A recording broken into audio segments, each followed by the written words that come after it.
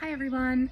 Okay, so we are on the last 2 days of Macbeth. I really could have squeezed it all into one day, but I want us to take our time going through the last few scenes.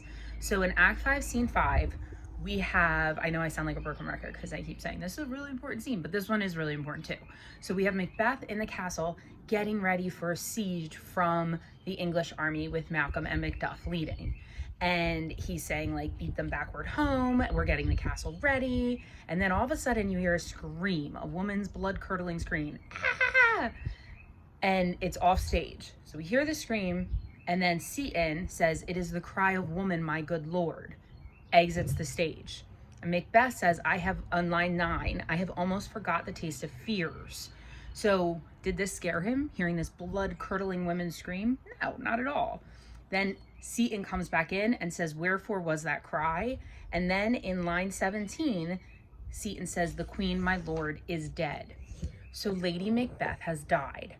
Now, we don't know exactly how this happened, but she screams. So she commits suicide in some sort of way.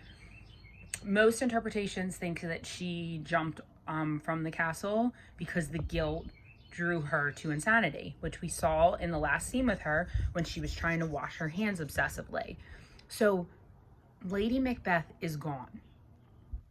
Following this, in Act 5, Scene 5, and it is in line 17, this is a super important passage by Macbeth. And this is the one that I usually have us do like recitations of, and we usually analyze it. So I'm going to have you analyze it today on Schoology, but I want to read it to you.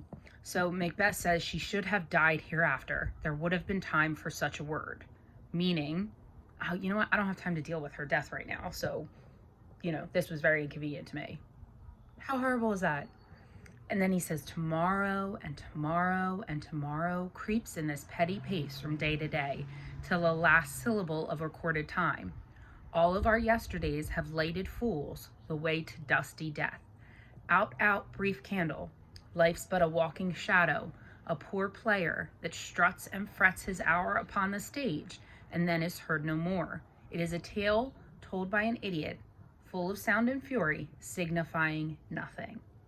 So this is Macbeth's view of life at this point in the play.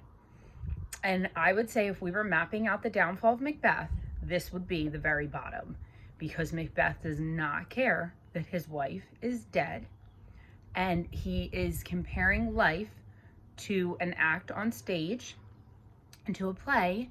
And I'm not going to give you that much more than that because I want you to be able to analyze it yourself, but I will tell you to pay special attention to the similes he's drawing here, and when he says that life is signifying nothing. So what does he think that life means now? Nothing. So this is really important in our analysis of Macbeth and the character of Macbeth and how far down he's gone. So Lady Macbeth is gone. I'm also curious to see what you think of her death. Was it worthy for this character? Did we expect it? Did you expect someone to kill her? So I want to hear what you think about that. So now the messenger comes in and says, I looked out and I thought that Burnham Wood looked like it was moving. And Macbeth says, "Liar and slave." And he says, "No, I saw like a moving grove." So now, like I explained to you guys yesterday, the soldiers are using the trees and the branches as cover for them, and they are marching towards the castle. So it looks, as they're looking out from the top of the castle, it looks like the grove is moving. So Burnham Wood is moving, which is how this apparition is going to come true. So that's Act 5, Scene 5. And then Act 5, Scene 6 is basically they say, like Malcolm and Macduff say, "We are going to go to the castle and take care of this ourselves." So we know that Malcolm and Macduff are going to be the two that really lead this charge, as we thought.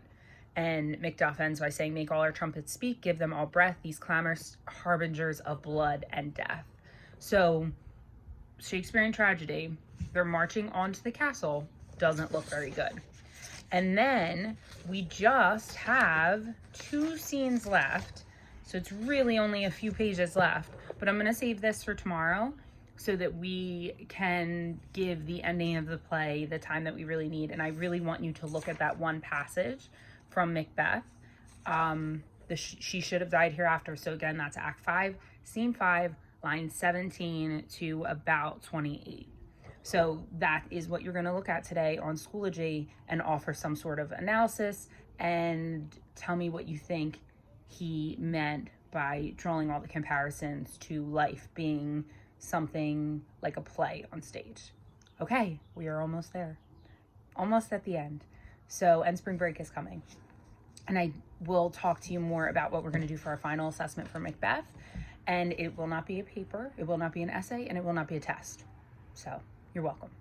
I will see you guys tomorrow for our last day of Macbeth. Have a great day. Miss you. Bye.